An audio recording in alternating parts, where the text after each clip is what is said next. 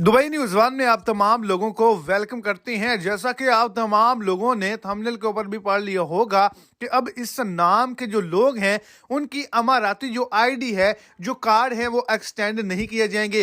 इससे पहले पहले इन तमाम लोगों को मुकम्मल तौर पर दुबई से काम से फारिग कर दिया जाएगा।